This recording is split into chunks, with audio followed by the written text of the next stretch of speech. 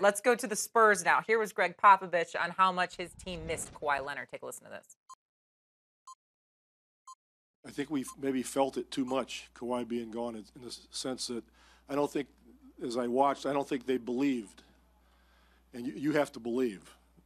And I don't think, as a group, they really did, which means probably a little bit feeling sorry for themselves, psychologically, subconsciously, whatever psychobabble word you want to use. But that's the way I process it. I don't think they started the game with the belief.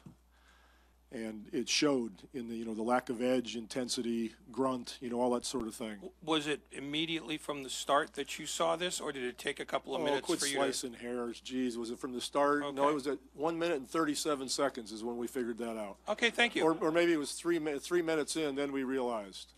Okay. Come on. Oh, good old Popovich. Gotta love him. Now, here's the thing that I didn't see coming. Jonathan Simmons had 22 points, and Pop went on to say he was really the only one that did anything for this team today. He was in his own category. Right. Of all things I thought Pop would say at the end of the game, I mean, before it started, obviously, before I saw John have 22 points, that's not how I thought it would go down. What about you? No, yeah, same here. And I thought he really got right to the root of the issue. And we all did it. Now, we're allowed to do it in the media. We're allowed to say, oh, poor Spurs. This whole series could be different with the Kawhi injury. Game 1 could have been different if Kawhi doesn't land on Pachulia's foot.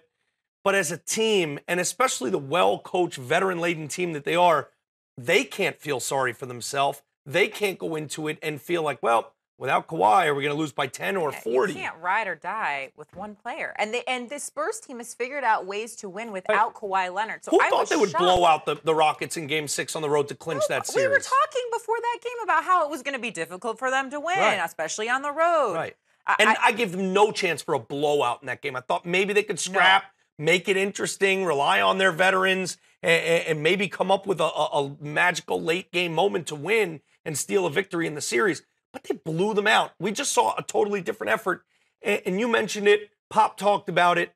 LaMarcus Aldridge, his aggressiveness early and often in that game against the Rockets was a different LA than what we saw today. Yeah, and Pop said today after the game, he said, we have got to see LaMarcus Aldridge step up. He needs to play with authority. He needs to take shots. He looked timid. We're not going to win without him. I like how Pop just simplifies things so much, and he did it with the reporter there. No, was it 137 or 330? I'm not going to split We just hairs. didn't have it. We didn't believe in ourselves. But often, and this is what he said about LaMarcus Aldridge. He said, look, without Kawhi, the scoring's got to come somewhere. That's 28 points a game we're not going to have. Doesn't take a rocket scientist. LaMarcus has to be that guy. He wasn't today. He was in Game 6 against Houston. He needs to be that guy, with or without Kawhi, because if Kawhi's in, it will make Kawhi's job easier if it's an aggressive LaMarcus Aldridge playing alongside.